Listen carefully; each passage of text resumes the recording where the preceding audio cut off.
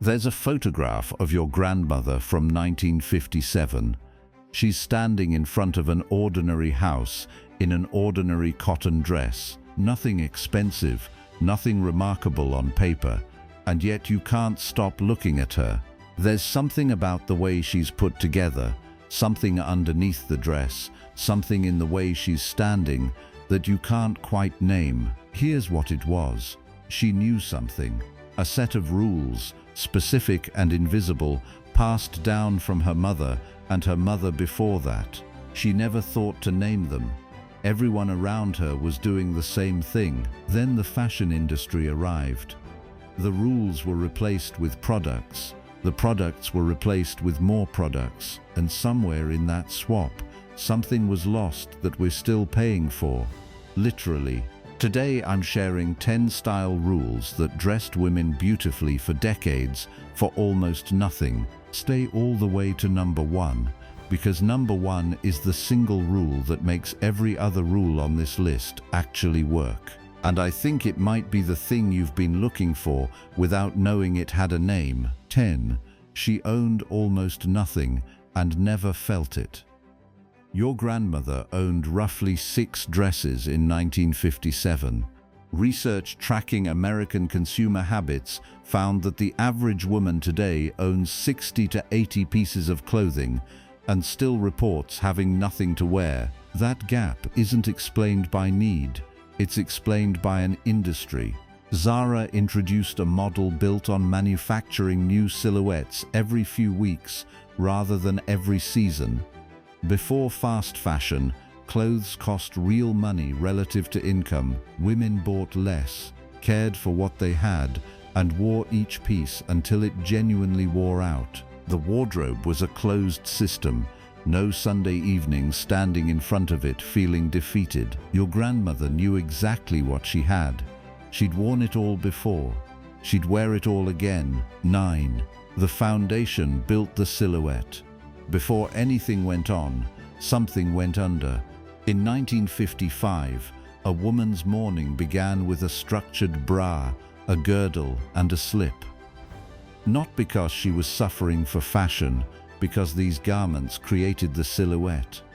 The dress then had something to work with. When she looked in the mirror before leaving the house, she was looking at a shape that had been built in the layers, each one doing a specific job. Sarah Blakely founded Spanx in 2000 after cutting the feet off a pair of pantyhose. She built a company worth over $1 billion from a single observation. Women's undergarments had stopped doing their job. She was right, but the knowledge hadn't disappeared. It had simply been replaced by convenience, and convenience became a growth category. The dress never made the silhouette. The foundation always did.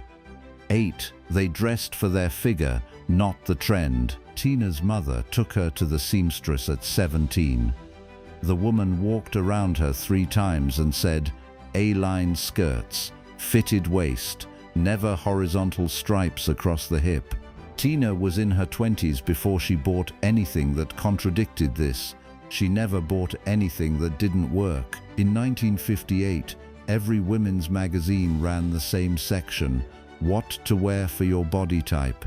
Hourglass, pear, column, each with a specific prescription for waistlines, hemlines, necklines.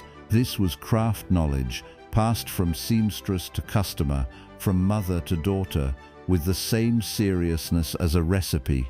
The fast fashion business model requires that trends apply universally. A silhouette that only suits certain figures sells to a fraction of the market. A trend declared flattering for everyone sells to everyone. The body type framework wasn't abandoned because it stopped working. It was inconvenient for a volume business. Hold that thought. It connects directly to number 1. 7. Accessories were the whole strategy. The handbag matched the shoes. The scarf finished the coat. The gloves came off only indoors. This sounds like restriction. It was actually mathematics. A woman who owned 6 dresses but rotated her accessories deliberately looked like she owned 20. The accessories weren't decoration. They were the mechanism by which a small wardrobe appeared large. Jacqueline Kennedy's wardrobe was smaller than history suggests. Her personal secretary, Mary Gallagher, documented that Kennedy gave careful attention to gloves, scarves, and shoes rather than accumulating new dresses. The appearance of a completely different woman at every public event wasn't financial, it was architectural. The global handbag market alone is now worth over $50 billion. Your grandmother discovered this mathematics for free. 6. She ironed every Sunday without exception. Sunday evening, 1956. The ironing board came out after the dishes. Every blouse, every skirt, every dress that would be worn that week, pressed flat. The kitchen smelled like warm cotton. The finished pile on the chair beside the board grew until the week was accounted for. It took 45 minutes. It also organized the week. Permanent press fabric arrived in the 1960s. Convenient, but it quietly erased the visible difference between a woman who cared for her clothes and one who didn't. An ironed blouse and a permanent press blouse look different in the same room. The ironed one looks chosen. It communicates something wrinkle-resistant synthetic never could, that she had taken the time. 5. Lipstick was not vanity. It was the standard. She was not dressed without it. In 1958, putting your face on before leaving the house was not a beauty obsession, it was a matter of respect for the people you'd encounter, for the occasion, for yourself. Street photographs of Audrey Hepburn taken throughout the 1960s, not posed, not promotional, caught by photographers on ordinary days in Rome and London, consistently show her wearing lipstick. She wasn't expecting cameras. She wore it because she was leaving the house. That was reason enough. The women who wore a single tube in 1955 replaced it twice a year and never called it a self-care practice. It was just what you did before you opened the front door. 4. One good coat for a decade. In 1953, a quality wool coat cost approximately $35, close to half a week's wages. You didn't browse for coats. You studied them. You felt the weight of the wool. You checked the seams. You bought one, and you kept it. When the lining wore through at the hem, you brought it to the seamstress. She relined it for a few dollars, and you had it for another 3 winters. You didn't replace it because a new silhouette arrived. You replaced nothing until it could no longer be fixed. The relationship with an object that cost half a week's wages was different from the relationship with an object that cost $11 on a Tuesday afternoon. One of those objects you cared for, the other you lost track of. 3. She walked like it mattered. Dorothy's mother stood in the kitchen in Kentucky in 1952 and gave her a demonstration. She stood up straight, chin parallel to the floor, shoulders settled back, movement from the hips. Then she let her shoulders drop forward, her chin fall, her spine curve. Same woman, same dress. "Look at what the dress does," she said. The dress did nothing in the second position. It bunched at the shoulder. The hem pulled. What had looked like a well-made garment now looked like something grabbed in a hurry. A dress fits differently on a woman who stands correctly. The shoulders lie flat. The hem hangs even. The silhouette reads exactly as it was designed to read. Dorothy stood straight for 60 years. She never once thought of it as style advice. She thought of it as what her mother showed her in the kitchen. 2. She dressed for the room she was entering.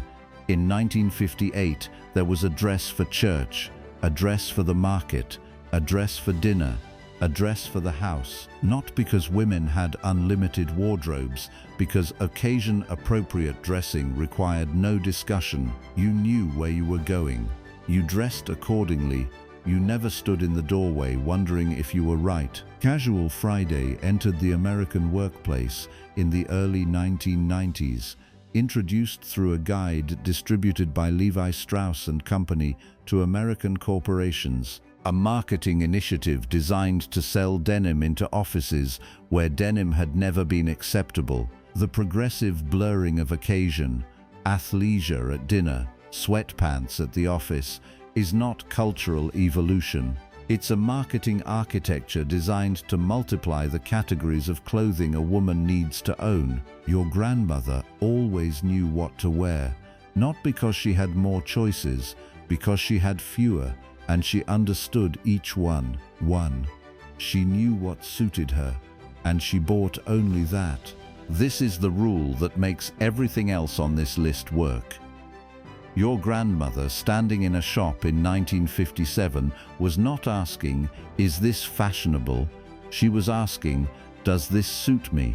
She had been taught to ask that question before any other, by her mother, by her seamstress, by 30 years of accumulated observation. Not that color, it takes from your face. That one, it brings something forward. The A-line, not the pencil. The fitted waist, not the drop. She could walk through a shop in 15 minutes and know precisely what was hers and what wasn't. The fashion industry requires the opposite of this knowledge. Trends must apply universally. This season's color works on everyone. This silhouette is the one you want. Personalized taste is a threat to volume, and volume is the business. The most expensive items in most wardrobes today are the pieces that never get worn, bought in a moment of trend, in the wrong color, in a silhouette that was never going to work. Your grandmother didn't have that problem. She bought for one woman, herself, and she knew exactly who that was. Dorothy's daughter still has the wool coat. The one her mother bought in 1952 had relined in 1958 and wore for 11 winters. It hangs in a closet in Columbus, Ohio. Nobody has worn it in 20 years. It still has its shape. She has never owned anything as well made as that coat. She has spent more on coats in the last 10 years than she can accurately remember. None of them hang like that. When I started researching this, I expected to find rules that restricted women, rules designed to make them smaller, more manageable, more anxious about their appearance. That is not what I found. What I found were habits designed to make a little go a long way, to stretch a 6-dress wardrobe into something that read as abundance, to use knowledge where we now use money.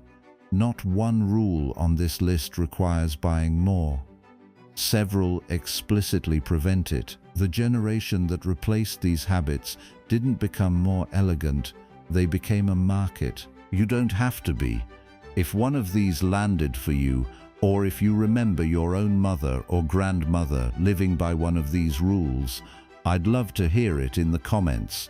Those stories deserve to be told. If this was useful, please give it a like, subscribe, and ring the bell. There's more coming, and the next video might be the one that changes how you see your wardrobe entirely. See you then.